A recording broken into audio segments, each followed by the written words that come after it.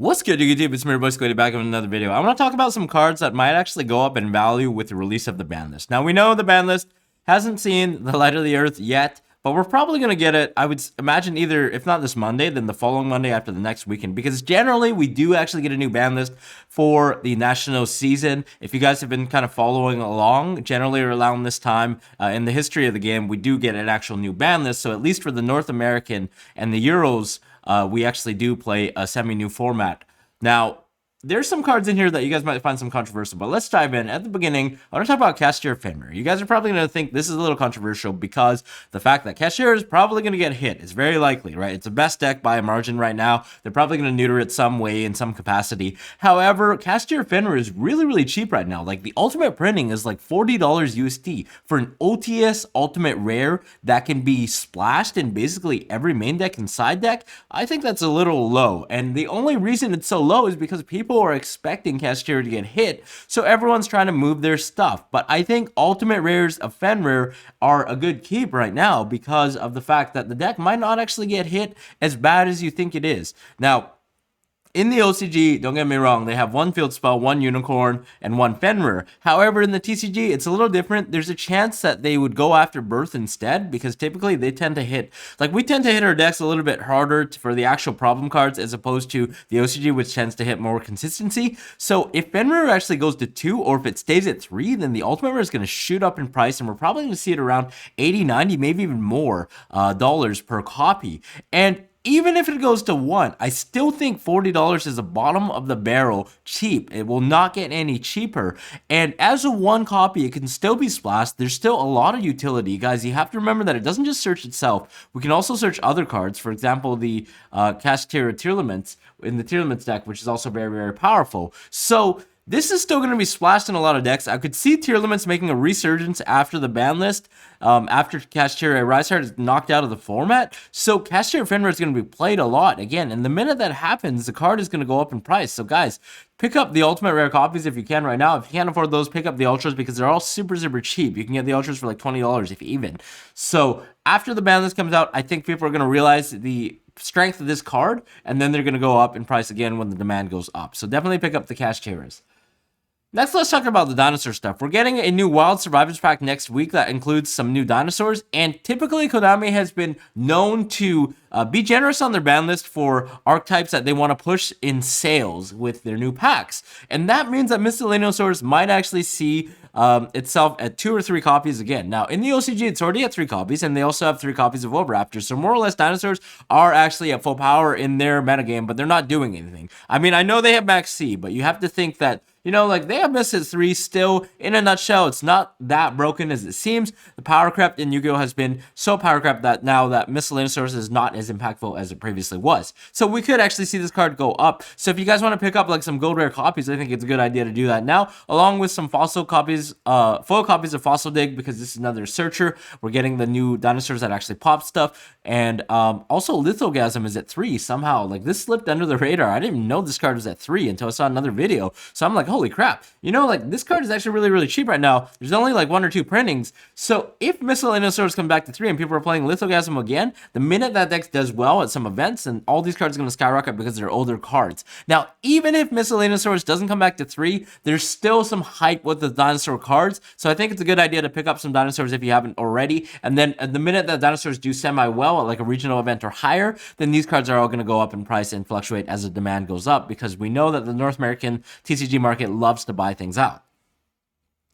I've kind of talked about this one in some of my other videos, but Fantastical Dragon Phantasmay. I think this card is going to be very, very powerful after KASHTIRA is knocked out of the format, because that just leaves us with a couple of decks. Prevalent, Super Heavy Samurai, okay? They go into their Link Monster, they go into Scarecrow very often, so Phantasmay allows you to do something that's very, very powerful in the game of Yu-Gi-Oh!, and that's fix your hand. We all know that Yu-Gi-Oh! Has a lot of bricks, right? Like, a lot of bricks are required to keep the power in check. You're playing a lot of engines that are very powerful. Without bricks, there'd be no trade-off, so they'd be a little unfair.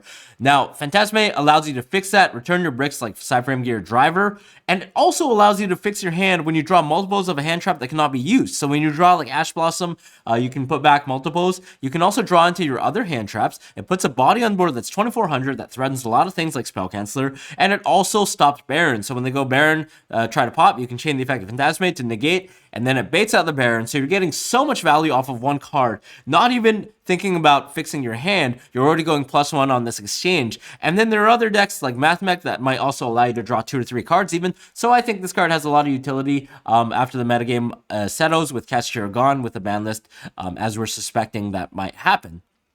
Now, it's not going to be very good in the main deck, obviously, so it's more of a side deck card, but there are only a couple of printings. People have largely forgot about this card, so the minute it sees any sort of play in a major event, it's definitely going to go up in price.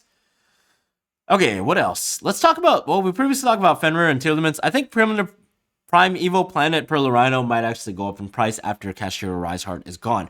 We know that tier limits is still powerful enough to compete as a tier 2 level at least, but a Rise Heart kind of keeps it in check right now, so not a lot of people are actually playing the deck. But once a Rise Heart is nuked from the format, then I think tier limits are actually really good, because we have a lot of cards at 3, Primeval Planet PERLEREINO's at 3. In OCG, they only have it at 1. They have Maxi at 3 as well, which hurts the deck, and yet the deck is still winning events. It's still considered as a tier 1.5 deck. That's very, very good. And we're also getting a new card in the following set, which is Revolution Synchron, which is very powerful with that engine. You're allowed to go into Ancient Fairy Dragon, pop your PERLEREINO, or pop the KASHTIRA field spell, vice versa, to add a copy of FENRIR, and so on and so forth. And that allows you to make some powerful pushes as well, go to level 8 Synchro. So I think PERLEREINO could be a good pickup at $20 right now. It hasn't seen a reprint yet, and it's going to go up in price. So let's see what happens. I'm not sure if they're actually in the tin or not, so you guys are gonna have to brief me on that. But I think the card is just like good enough that it'll still stay fairly expensive, at least for the time being. Now, the other card I want to talk about, speaking of Revolution Synchron, is actually Crystal Wing Synchro Dragon. This is a card that people have largely also forgotten about. It's a Synchro level 8 that requires a tuner and a non-tuner Synchro monster. So, how does this work? It negates monster effects, so it's an Omni Negate, and it's a 3k beater, and it's really easily gone into using Revolution Synchron. So how it works is you go Revolution Synchron plus a level 4 monster on your board, you make Ancient Fairy Dragon, and then use Ancient Fairy Dragon's effects to get whatever advantage you want. You want to pop a field spell, add a field spell, so on and so forth, special summon, and then you can bring back Revolution Synchron. What it does is, if it's in the graveyard and you control level 7 or higher Synchro monster, you can send the top card of your deck to the graveyard, special summon this card. So it's like a glow up bulb in your graveyard, and then you use that to synchro with Ancient Fairy Dragon, which gives you Crystal Wing, because Ancient Fairy Dragon is a synchro that fulfills that necessary material criteria for Crystal Wing Synchro Dragon. So I think it's just a really, really easy way to get an Omni Negate on board that negates Nibiru's when you're comboing, and it's just a really, really prevalent card. The Ghost Rare copies are still a little expensive at $100, but the minute this sees play, it's going to go up a lot more. Or if you're a budget player like me, you can get the Secret Rare OG printings. They're like $10 each, very, very cheap. And I remember in the past when this card has been played, it's been going up to like $30, even $40 with the limited printings, even with the reprints. So that's just something to keep aware of in time for Duelist Nexus. Not really had to do with the ban list, but it's something that might go up in price after Nationals format.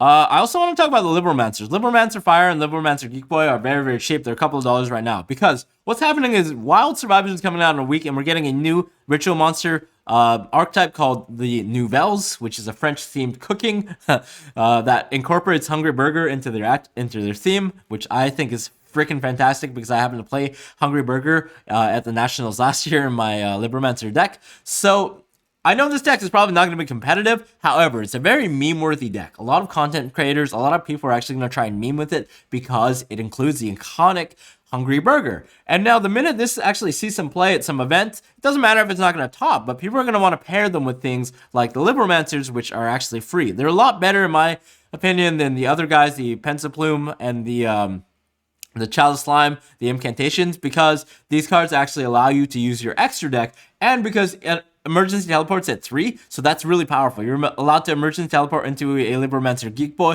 which allows you to start your engine, start your plays, and then go into your Link plays, go into your potential XYZ plays, as well as have a chance at special summoning the Nouvelles and going force with that engine. So if you guys haven't picked these up yet, this is a good pickup. They're very cheap, a couple of dollars each, and we don't really have a reprint in sight. I'm not sure if they're in the tins either. I'm not really up to date on what the tins contain, but you guys can let me know in the comments below. I just think for now it's a good pickup. And then the last card I kind of want to talk about is actually Zoodiac DRIDENT.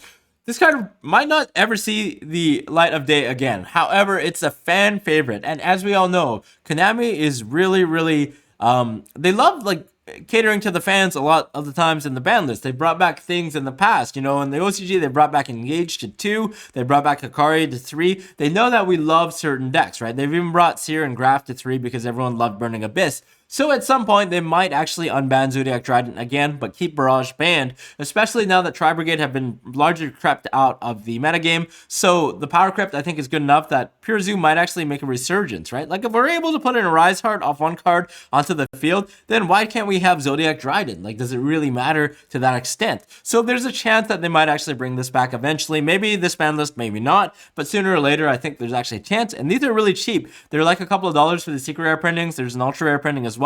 So the minute that this actually goes up, that it's freed from the ban list, it's going to go up quite a bit.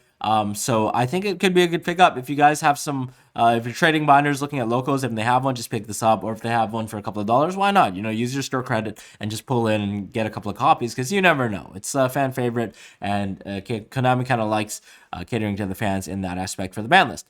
Now, that's all about that's all the cards I had for this video. So if you guys have any things that you think might actually be affected by the ban list, let us know below, and then we'll see you in the next one.